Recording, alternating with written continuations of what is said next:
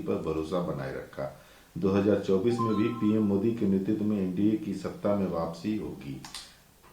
बंगाल के सीएम ममता बनर्जी पर केंद्रीय मंत्री धर्मेंद्र प्रधान ने यह बयान दिया है।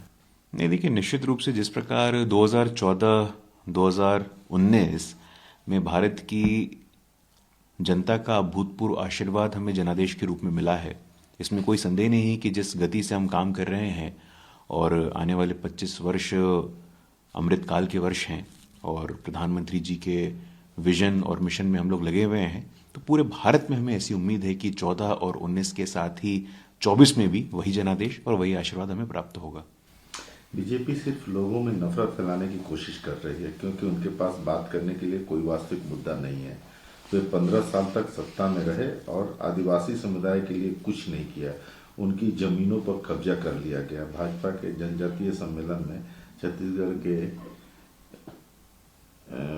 मुख्यमंत्री भूपेश बघेल ने ये नहीं, चलिए, हम तो आभारी हैं इस बात के लिए कि कांग्रेस के लोगों को जनजाति के मुद्दे, जनजाति समाज को मुख्य विमर्श में लाने का एक उन्होंने प्रयास किया। हम इसके लिए उनका साधुवाद करते हैं।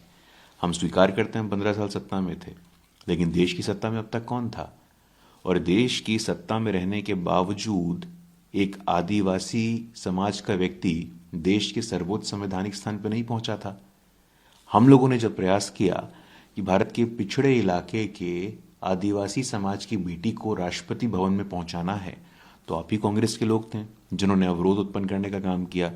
तो जनजाति समाज, दलित समाज, पिछड़ा समाज, हाशिए का समाज जानता है कि उनके साथ कौन खड़ा है और उनको धोखा देने का काम किसने किया है।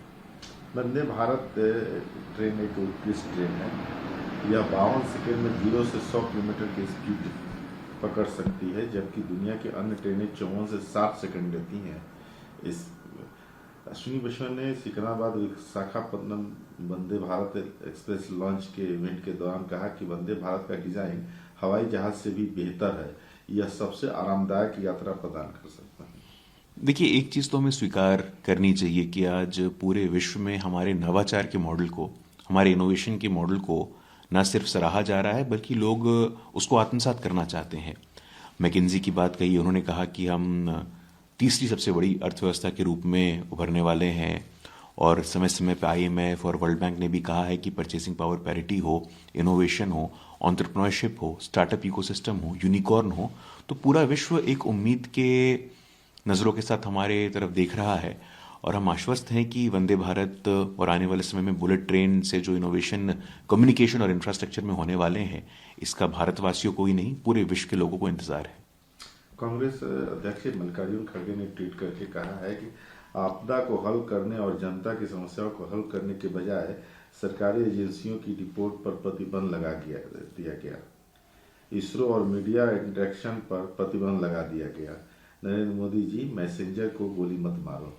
नहीं, देखिए, मुझे लगता है कि जितनी संवेदनशीलता के साथ और जैसी ये सूचना कॉग्निजेंस में आई सरकार ने एक हाईएस्ट लेवल कमेटी बनाई थी कैबिनेट सेक्रेटरी के नेतृत्व में।